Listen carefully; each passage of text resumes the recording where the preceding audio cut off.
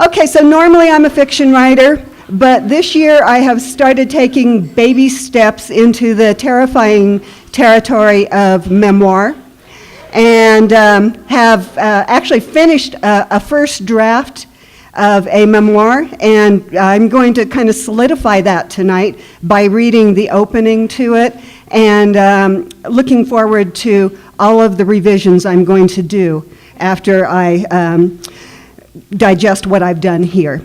The working title here is Bone Pickers. I'm going to read for about 7 or 8 minutes.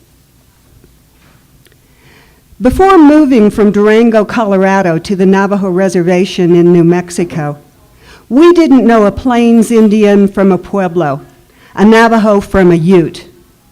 We knew Mark Twain's Injun Joe. There was a pond off the Animas River in Durango, the Huck Finn Pond. Winters it froze over and we all went skating, but summers during Huck Finn days we whooped it up on the riverbank.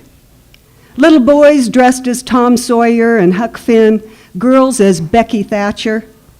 Our mother made us pinafores and ruffled aprons. There were white boys in blackface who became Nigger Jims, and there were boys in war paint, Injun Joes, and we played with a vengeance, fishing in the pond, smoking bubblegum cigars, cheering Tom when he unsheathed his plastic knife and chased the villainous Joe. And so, that summer in 1963, when we moved to the Navajo Reservation, we were just a little bit afraid, but also full of faith that God would take care of us. We entered the reservation singing. We sang songs our father had learned when he sang in Durango's Knights of Columbus minstrel show. Sad songs about American brothers at war, happy songs about the drunken Irish, and cautionary songs about good colored children who stayed in their own backyards. Almost from the beginning, we are safe. We are a Vanadium Corporation of America family. We live in a house on a square block in the center of town. There are 18 houses in 4 colors, ours mustard yellow, with 3 tiny bedrooms, 1 bath. The boys sleep in 1 bedroom, we 3 girls in another, and the baby with mom and dad. We have yards. Someone has come before us and planted grass to green up our morsel of desert. We water with alkaline irrigation water, which leaves the grass tinged white. We have a peach tree. Down the alley that halves our block, one house has 2 apple trees in the backyard. Weedy, grasshopper-ridden fields surround us, and bordering the fields, a barbed wire fence. Just north of us, on the other side of the fence, the Navajos have a police station. The Navajo police will not bother us. We are told they have no jurisdiction over us. Should we need police, 2 highway patrolmen live in town. South of our compound, there's an elementary school. If we want, we can cut across the company basketball court, crawl through a hole in the fence, and step onto the playground.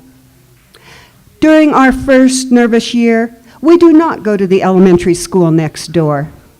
Every morning, Brother Florence, a little brother of a sissy, drives the yellow school bus to fetch us.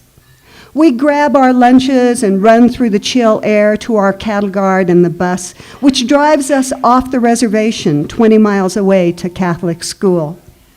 We are in the good care of the Ursuline nuns who teach us 3 grades to a room, catechism first, then arithmetic, spelling, reading.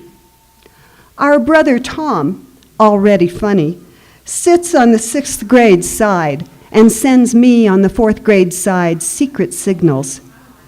He gets in trouble, but not bad. He's winsome. Huck was his teacher. Sister Peter Claver is our teacher. Fridays she brings her guitar to class and sings My Old Kentucky Home. How she misses Kentucky. One day a week I go with her to the convent basement where she gives me a piano lesson. Annie's the one, our mother has told her. It is for me more than my siblings that she's moved the piano on the reservation to the reservation and made room for it in our little company house. If I'll just stick with it, I could have a career. I do stick with it, and in high school win some contests. And after high school, I quit. Near the end of high school, I began to grow my hair long. These two, the wasting of my musical talent and the growing of my hair, will be lasting disappointments to my mother. I am her pixie. From the time I'm very little, my thick hair is too much trouble. I'm a lucky girl. I can wear the pixie cut. She has decided in this opinion, and throughout my youth, I wear it the way she wants. I don't mind. I like the feel of air on my neck. Sister Joseph Alice is our principal. One day she shows us a movie, The Diary of Anne Frank. How horrible the Nazis were to the Jews. It could happen to us, she tells us. They'll come sweetly as friends offering treats. She demonstrates. Put your heads on your desks and keep your eyes closed. Now, who wants a Tootsie Roll? I raise my hand. If you'll deny the American flag, you get a Tootsie Roll. I put my hand down. It's okay. Nobody can see. I won't tell anybody. I trust her. She's a nun. Still, I keep my hand down. The world turns upside down in November when we get the news that John Kennedy has been shot. We sit stunned in our desks. School closes early. Brother Florence comes and collects us. 1 month later, we get the news that the Ursulines can't pay their bills. This first year will also be our last in their school. After that, we'll crawl through the hole in the barbed wire fence and go to public school on the reservation. But already we are safe. We have formed our tribe and we are strong. Our mother has organized the company wives. We have potlucks out on our basketball court in our field.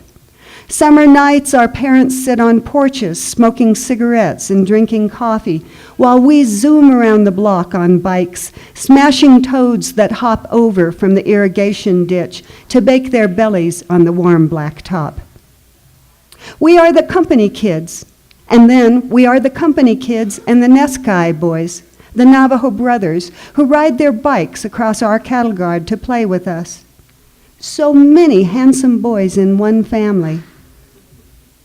We play with them on the basketball court and on our monkey bars. With them in late spring, we high-step through the weedy field which teems with hidden living slime. The tadpoles have hatched and turned into toads. They are making their way across the field toward our houses. They'll grow big as cow patties, we swear. We fly over them to the irrigation ditch where cattails are splitting and releasing their fuzz. Into the circle of tree limbs intertwined among the cottonwoods, we shed our human forms and become sure-footed tree squirrels, circling and circling over the irrigation ditch. Then mutating again, scampering out into the wilderness, the sandy bluffs. Here we come, squaring off with the quick red fox, who hasn't the heart for us. He disappears. Then we're off into the deep desert, where skeletons ossify. A horse, 3 years dead, an antelope crumbling.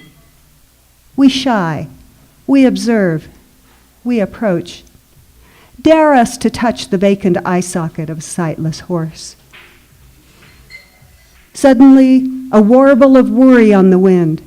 Our mother's voice, a cry that tethers us and can be heard for miles. And she is fit to be tied, fit to be tied. What were you thinking going so far into the desert?